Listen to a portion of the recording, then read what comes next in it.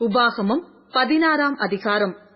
ஆபிப் மாதத்தை கவனித்திருந்து அதில் உன் தேவனாகிய கர்த்தருக்கு பஸ்காவை ஆசரிக்க கடவாய்.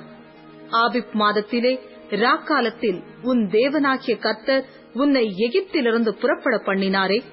கர்த்தர் தமது நாமம் விளங்கும்படி தெரிந்து கொள்ளும் ஸ்தானத்தில் உன் தேவனாகிய கர்த்தருக்கு பஸ்காவின் பலியாகிய ஆடு மாடுகளை பலியிடுவாயாக. நீ எகிப்து தேசத்திலிருந்து புறப்பட்ட நாளை நீ உயிரோடிருக்கும் நாளெல்லாம் நினைக்கும்படி பஸ்கா பலியுடனே புளிப்புள்ள அப்பம் புசியாமல் சிறுமையின் அப்பமாகிய புளிப்பில்லாத அப்பங்களை 7 நாள் வரைக்கும் புசிக்க கடவாய். நீ தீவிரமாய் எகிப்து தேசத்திலிருந்து புறப்பட்டபடியினால் இப்படி செய்ய வேண்டும். 7 நாள் அளவும் உன் எல்லைகளிலெங்கும் புளிப்புள்ள அப்பம் உன்னிடத்தில் காணப்படலாகாது. நீ முதல் நாள் சாயங்காலத்தில் இட்ட பலியின் மாம்சத்தில் ஏதாகிலும் முழுதும் விடியற்காலம் வரைக்கும் வைக்க வேண்டாம். உன் தேவனாகிய கர்த்தர் உனக்கு கொடுக்கும் உன்னுடைய வாசல்களில் எதிலும் நீ பஸ்காவை அடிக்க வேண்டாம். உன் தேவனாகிய கர்த்தர் தமது நாமம் விளங்கும்படி தெரிந்து கொள்ளும் ஸ்தானத்திலே நீ எகிப்திலிருந்து புறப்பட்ட நேரமாகிய சாயங்காலத்திலே சூரியன் அஸ்தமிக்கிற போது பஸ்காவை அடித்து உன் தேவனாகிய கர்த்தர் தெரிந்து கொண்ட ஸ்தானத்திலே அதை பொரித்து புசித்து விடியற்காலத்திலே உன் கூடாரங்களுக்கு திரும்பி போவாயாக. நீ 6 நாளும் புளிப்பில்லாத அப்பம் புசிக்க வேண்டும்.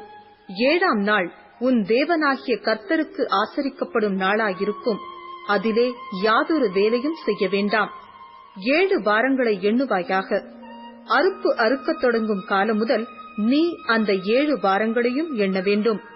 அவைகள் முடிந்தபோது வாரங்களின் பண்டிகையை உன் தேவனாகிய கர்த்தருக்கென்று ஆசரித்து உன் தேவனாகிய கர்த்தர் உன்னை ஆசீர்வதித்ததற்கு தக்கதாய் உன் கைக்கு நேர்ந்த மனப்பூர்வமான காணிக்கையாகிய பகுதியை செலுத்தி உன் தேவனாகிய கர்த்தர் தமது நாமம் விளங்கும்படி தெரிந்து கொள்ளும் ஸ்தானத்திலே நீயும் உன் குமாரனும் உன் குமாரத்தியும் உன் வேலைக்காரனும் உன் வேலைக்காரியும் உன் வாசல்களில் இருக்கிற லேவியனும் உன்னிடத்தில் இருக்கிற பரதேசியும் திக்கற்ற பிள்ளையும் விதவையும் உன் தேவனாகிய கர்த்தருடைய சந்நிதியில் சந்தோஷப்பட்டு நீ எகிப்தில் அடிமையாயிருந்ததை நினைத்து இந்த கட்டளைகளை கைக்கொண்டு இவைகளின்படி செய்ய கடவாய்.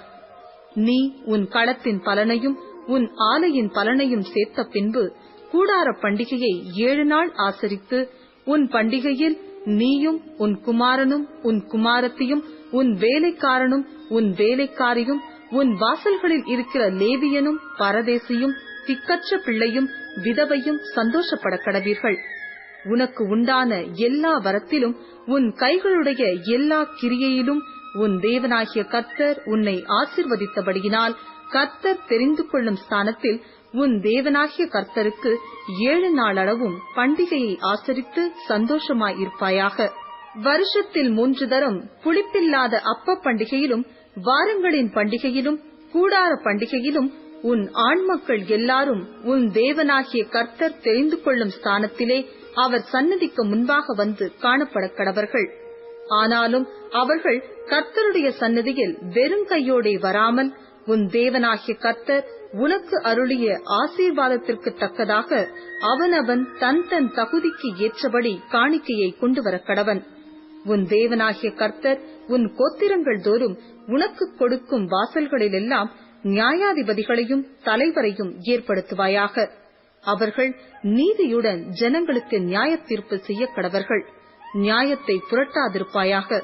முகதாட்சிணியம் பண்ணாமலும் பரிதானம் வாங்காமலும் இருப்பாயாக. பரிதானம் ஞானிகளின் கண்களை குருடாக்கி நீதிமான்களின் நியாயங்களை தாறுமாறாக்கும். நீ பிழைத்து உன் தேவனாகிய கர்த்தர் உனக்கு கொடுக்கும் தேசத்தை சுதந்தரித்துக் கொள்ளும்படிக்கு நீதியையே பின்பற்றுவாயாக.